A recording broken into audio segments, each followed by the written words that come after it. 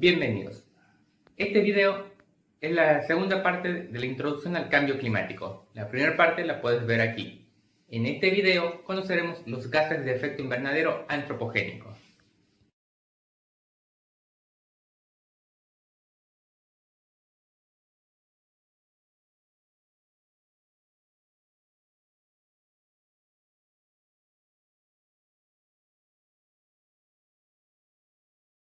Científicos a lo largo del mundo intentan comprender cómo está cambiando el clima, qué cambios podemos esperar en el futuro y qué papel desempeña la actividad humana. Si bien hay mucho debate acerca de la probabilidad de algunos cambios y cuáles son sus causas, existe consenso científico general en dos temas. El cambio climático es un hecho y es evidente la influencia humana en el sistema climático. Los gases de efecto invernadero son gases traza, que absorben y emiten radiación de onda larga, envuelven el planeta y sin ellos la temperatura global sería 33 grados Celsius menor, como vimos en el video anterior. Esta tabla muestra los 7 gases de efecto invernadero más importantes regulados por el Protocolo de Kioto. Cada uno de estos gases tiene una capacidad diferente de atrapar el calor en la atmósfera, también denominado potencial de calentamiento global. Todos ellos pertenecen al grupo de los gases de efecto invernadero de larga duración, porque son químicamente estables y permanecen en la atmósfera desde una década a varios siglos, por lo que sus emisiones tienen una influencia climática a largo plazo. Algunos de estos gases aparecen de forma natural, como el dióxido de carbono, el metano y el óxido nitroso, pero está comprobado que el aumento en sus concentraciones en el último cuarto de siglo se debe en gran parte al accionar humano. Otros gases de efecto invernadero son resultado únicamente de la actividad humana, como los hidrofluorocarbonos, los perfluorocarbonos, el hexafluoruro de azufre y el trifluoruro de nitrógeno. Entonces, ¿cómo evitar que estos gases sigan aumentando sus concentraciones? Como respuesta a esto nace el Protocolo de Kioto, que establece objetivos legalmente vinculantes para los países desarrollados con el fin de que limiten o reduzcan sus emisiones de gases de efecto invernadero. Fue aprobado en 1997 y entró en vigor en 2005. En el anexo B de este protocolo se encuentra una lista de países que, según la cantidad de gases de efecto invernadero que emiten a la atmósfera, son los que más deberían tomar esta normativa dentro de sus políticas nacionales. ¿En dónde se encuentra Argentina? Argentina no aparece en esta lista de países, ya que sus emisiones en ese entonces no eran muy significativas. Igualmente promulgó la ley 25.438, adhiriendo a este protocolo. El vapor de agua es el gas de efecto invernadero más importante, pero no está regulado por el protocolo de Kioto, ya que las actividades humanas no producen cantidades significativas, por lo que no se tiene control de sus concentraciones atmosféricas. ¿Cómo podemos medir si un gas en particular interfiere o no en el calentamiento global? Para esto necesitamos contar con un gas cuya concentración sea de origen natural, pero que el hombre pueda modificarla a través de sus actividades, y utilizar esta para comparar los demás gases. Para este fin, se eligió arbitrariamente al dióxido de carbono, otorgándole un valor de potencial de calentamiento mundial de exactamente 1, que, como dijimos antes, es la capacidad de atrapar calor en la atmósfera. El potencial de calentamiento mundial se calcula para un periodo de tiempo específico, ya que algunos gases permanecen más tiempo en la atmósfera que otros.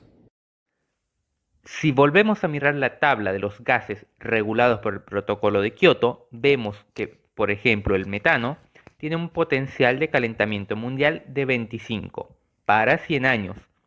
Esto significa que si se introduce en la atmósfera la misma cantidad de metano que de dióxido de carbono, el metano captura 25 veces más calor que el dióxido de carbono durante los próximos 100 años.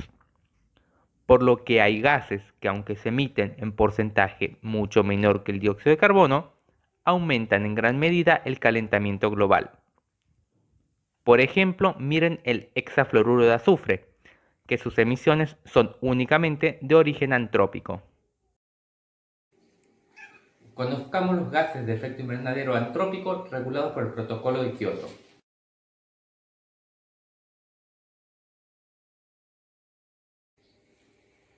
El dióxido de carbono es el gas de efecto invernadero antropogénico más importante.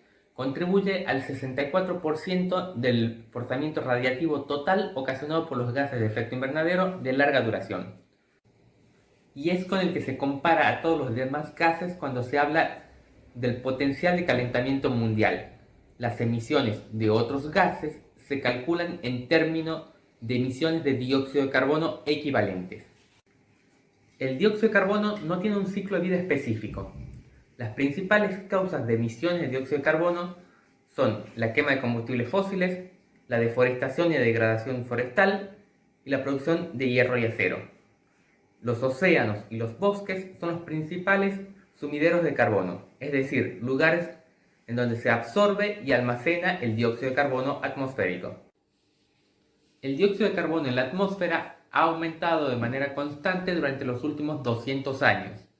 Esto es debido al aumento del uso de los combustibles fósiles, así como también al aumento de la deforestación, que liberan grandes cantidades de gas a la atmósfera.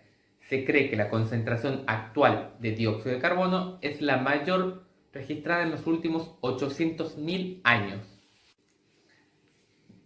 Las concentraciones de dióxido de carbono han aumentado aproximadamente 100 partes por millón desde la revolución industrial.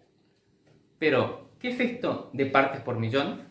Imaginemos que tenemos una bolsa mágica que nos permite atrapar y observar 1000 moléculas de aire a la vez.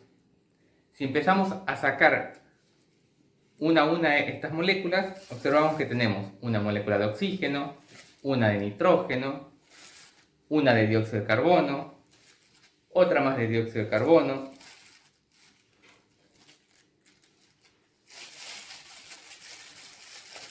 un Pikachu.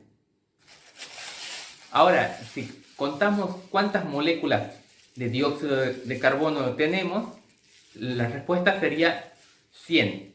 Es decir, por cada millón de moléculas de aire tenemos 100 de dióxido de carbono, o 100 partes por millón. En 2012 se superó el umbral simbólico de 400 partes por millón en varias estaciones de medición atmosférica. Desde 1750, la concentración de este gas en la atmósfera ha aumentado un 400%.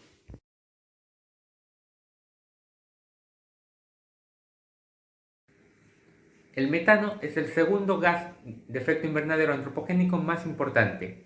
Contribuye con el 18% del forzamiento radiativo total. Aproximadamente el 40% del metano emitido a la atmósfera procede de fuentes naturales, como por ejemplo los humedales y las termitas, y el 60% proviene de fuentes antropogénicas, como los rumiantes, el cultivo de arroz, la explotación de combustibles fósiles, los vertederos y la combustión de biomasa.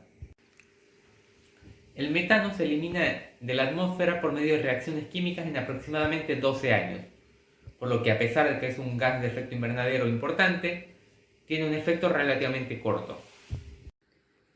La concentración de metano ha aumentado a más del doble desde la era preindustrial, desde aproximadamente 700 partes por billón en 1750 a 1819 partes por billón en 2012.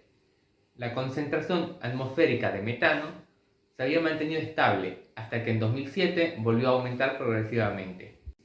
Antes de seguir con los restantes gases de efecto invernadero, como se habrán dado cuenta, estos dos gases tienen algo en común. Ambos tienen un átomo de carbono en su estructura. Por lo tanto, su concentración está relacionada con el ciclo de carbono. ¿Se acuerdan que en este video les dije que existían otros ciclos aparte que el del agua? Este es uno de ellos. A este ciclo lo veremos en detalle en otro video. Incluso podríamos hacer una serie aparte explicando cada uno de estos. Este video ya está quedando largo, así que lo dejaremos aquí. En el próximo conoceremos los dos gases de efecto invernadero que faltan. Muchas gracias por verme. Si les gustó este video, denle like, suscríbanse, compártanlo. y nos vemos en la próxima para más conciencia ambiental.